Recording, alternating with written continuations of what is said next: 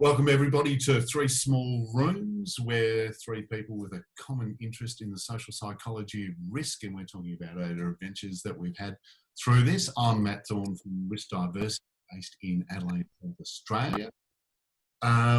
Dave, I'll throw to you. How about you introduce yourself? Thanks, Matt. I'm Dave Whitefield from People and Risk, and I'm based in Brisbane. And Andrew? Thanks, Matt. Andrew Thornhill, based in sunny Melbourne, run a business called Clarity Enabled.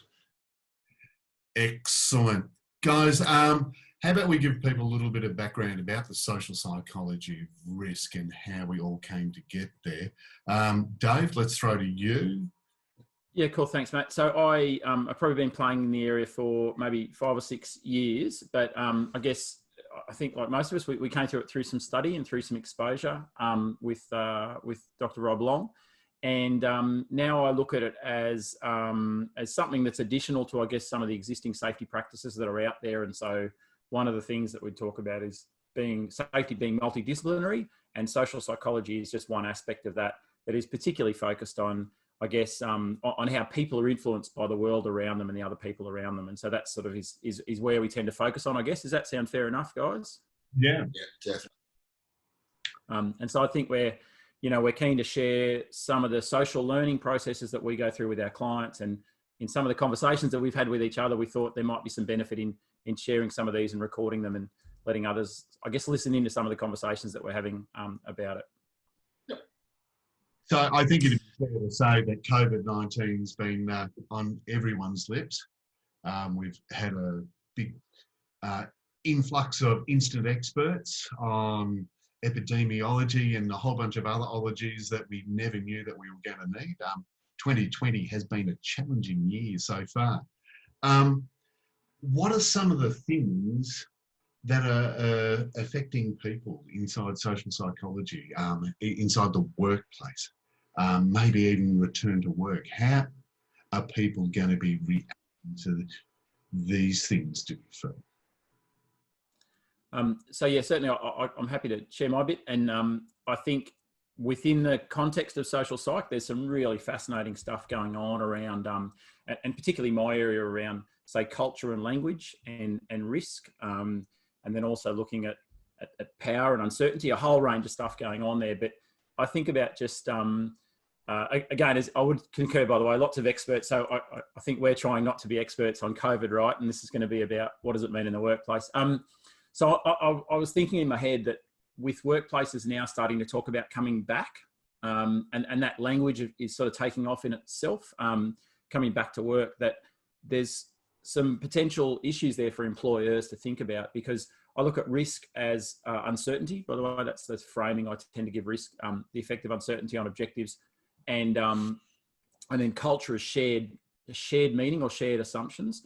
So I think about just one aspect of when you're bringing your employees back to work, that they will have in their head an expectation of what that looks like, especially framed around language, for example, where what they're hearing is we're coming back to work. But they'll have a whole story about what that actually looks like. They won't just be thinking we're coming back. They'll be thinking we're coming back, and they'll go through, where am I going to sit? Who am I going to be talking to?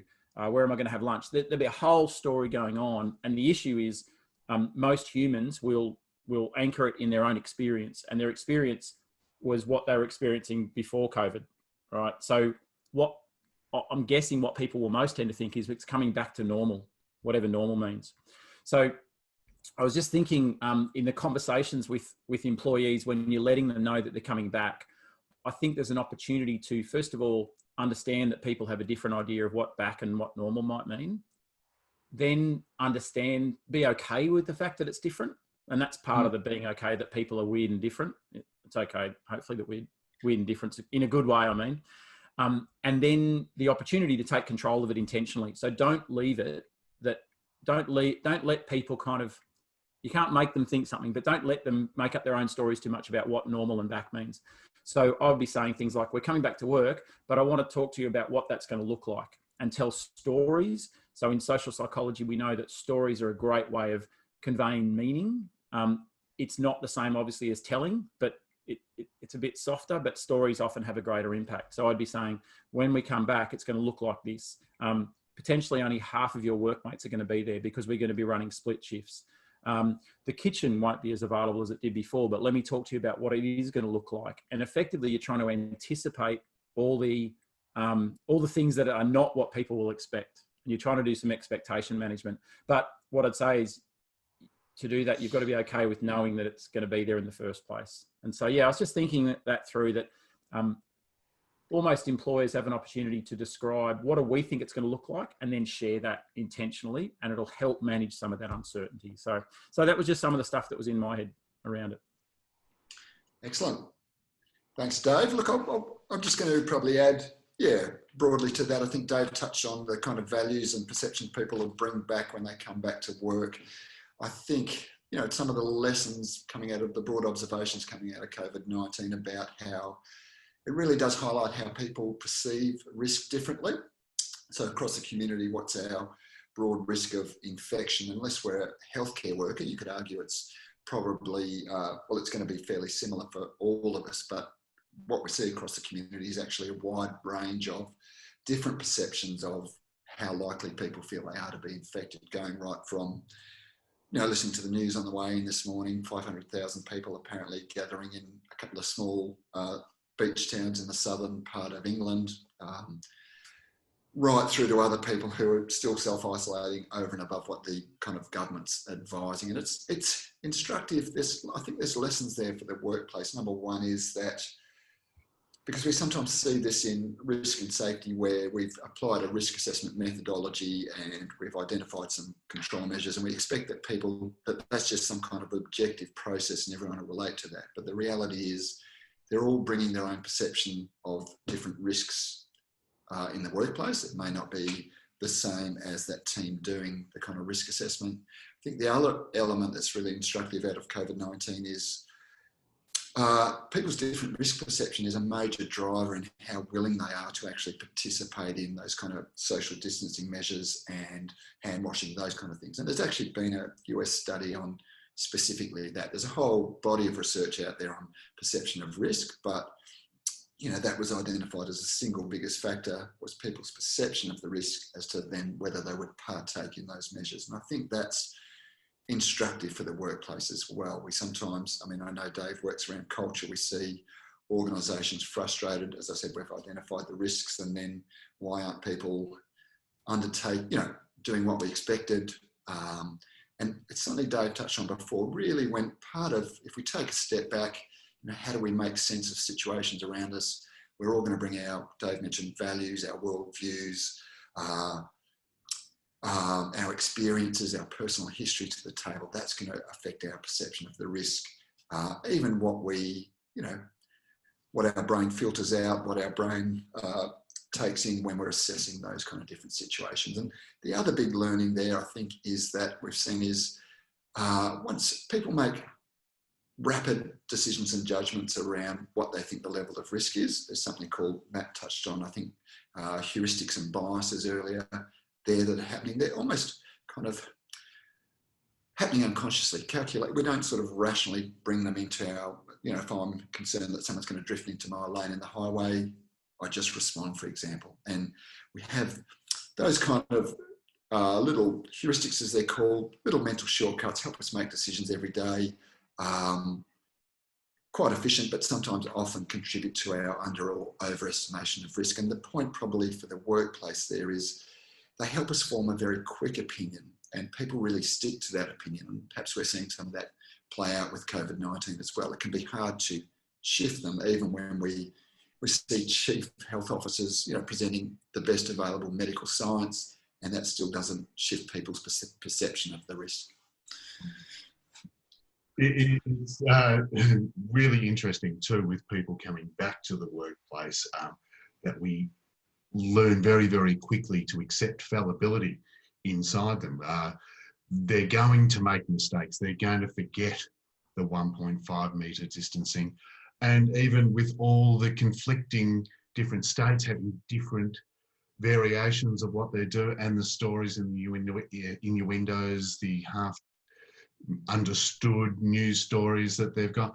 There is so much information flooding them as well that they're going to be turning off to some of the messages that we're trying to get through. So it's really important that we connect genuinely and that we forgive them straight away when they do make those mistakes. That we don't want COVID cops. We want people who can understand, so we can keep that good messaging inside the workplace and keep that harmony that hopefully you get when all the people are starting to come back to the office. I think, again, really, really important things. I think so. Oh, sorry, I was going to say that lesson from social psych that I kind of always come back to, and bearing in mind too, I think we're talking about just this one aspect, not all the hygiene stuff and the legal things and all the other aspects of safety that you still need to take care of, but the value of putting the human first. And I think that's where I kind of look at it and go, if we look at the human as a social being, that's again probably the distinction that social psych gives us, right? Is how is this person being social in the workplace, and that they are fallible, they've got their own sense-making process.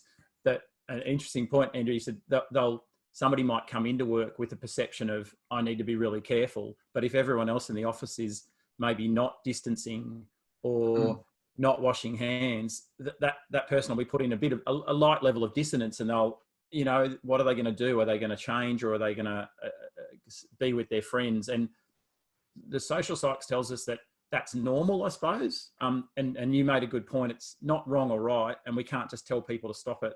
But social psych gives a container, I suppose, or a paradigm to at least understand that behaviour and say, why would somebody change? And the fallibility thing, Matt, is, you know, I told them, how did they forget to stand apart? And that automaticity is so, like, they're just so not used to doing it, right? And how interesting is it that they've actually called it social distancing when they want them physically distant, not socially distanced. We want to be socially connected. We're humans. We need to be socially connected, but physically distanced. It's going to be very, very interesting to see some of the behaviours inside workplaces. Yeah, absolutely. I think if I add to Dave's point there too, that kind of social influence on us is a lot bigger than we actually realise in the kind of choices we make as well. And really agree with what Matt's saying. Our team, everyone's human. That means we're fallible. Mistakes will be made, and to then sort of turn it into a blaming exercise is really not going to help manage the kind of risks in the workplace when people return. Not when you need all these people on side, right? You're trying to get everyone working together, and you go, you didn't stand apart, and it's like, that's not going to help right now. At the moment. I think that's a good point, because people have got other underlying stresses coming out of this situation as well. To turn it into a kind of blaming exercise is not going to help that bringing people back into work. I think the takeaway message we need to say is that all the physical things that we're doing, the hand sanitizer, the hand washing, the 1.5 distancing, the no more desking, all these physical things that we're doing are actually for the benefit of humans. So let's not forget the human in the entire process. I think some open conversations are really worthwhile as people return to the workplace as well, rather than sort of just being kind of management led, here's what you've got to do. I think there's a real need for open conversations. So we start to, Dave mentioned people to kind of get anchored to a point, a certain perspective and things like that. I think that's really beneficial as well. Not just telling people what to do, having a bit of a listen is just as important as well. So Dave, what would you think that productivity in an office that's back on day one, what's that going to look like? I'm assuming it's going to be pretty low, I guess, especially compared with those who have been working from home. Well, actually, look again, okay, so if I put my social psych hat on, or a bit of the people hat, it'll depend, right? If you've got a bunch of people that tend to be more down the structured end of the spectrum and are fairly introverted and used to working alone, to be honest, they might go, gee, I would rather go home. Actually, I was much more productive there. And so that's why they'll be less productive. Obviously, the extroverts will love the opportunity to chat and engage. But I think maybe where you're getting at is day one's going to be different no matter what, right? And it's going to be disruptive. And that's understanding that humans don't always deal well with that, and having some empathy and listening to what's going on. And I think actually, Andrew, just on that point, it was really interesting understanding that for some people, they might come back to work and find it really distracting that everybody's there, or some people wanted to chat. But the thing is, though, it'll be both. And sometimes your role as a manager and an employer is to work out what's going on for them. Yes. And partly by asking a question. So you might see at 10 o'clock and you walk around the workplace and you go, hey, you know, talk to me about your morning, rather than what's happening, but hey, tell me about your morning. And in there, there'll be some language. And if you're listening for it through humble inquiry, you'll hear how they've been and what's bothering them, and whether they actually should go home for the afternoon, or whether they love being back, but it's that place of open inquiry and humble inquiry, I think, would be the interesting one. Yep. Yeah. Being prepared to listen, not just tell. Yeah, most definitely. Yeah. And knowing they're not just going to come back to normal, because normal doesn't exist anymore. But the whole language of normal is, well, now we're using new normal, which is kind of a paradox, right? It's like... Yes. Probably from in terms of getting back to normal in work and kind of safety and compliance fields. So I think we've got to realise that, people will be bringing their own kind of, it's been stressful and there's different elements applying to everyone coming back to the workforce, and we can't take that human element out of it and just expect it to be kind of back to business as usual straight away. I think when companies use that language, it's they use the word new because they're trying to say it's new, and they're using the word normal because it sounds less scary and people know what normal is. But the reality is it's not new normal. And so, I mean, people are going to use the language, but again, I would come back to the opportunity to frame up as much as possible what that's going to look like through storytelling. So, we're coming back to work, and let's talk about what that might look like, and just that sort of language. It's not trying to make it okay for everybody. It's just feeling the story, because everyone has, like you mentioned, the automatic unconscious process. People tell those stories to themselves unconsciously, and they will, through heuristics, they'll have a complete expectation of what work's going to look like, no matter what you do. So you might as well try and influence that somehow, would be my conversation on it. Thanks, guys. Look, I think we've headed up for the time. Thanks very much. If you want to speak to any of us and continue the conversation, see the links provided as well after this. And thanks very much for joining us. Bye-bye. Thanks. Thanks, boys. Thanks for the chat.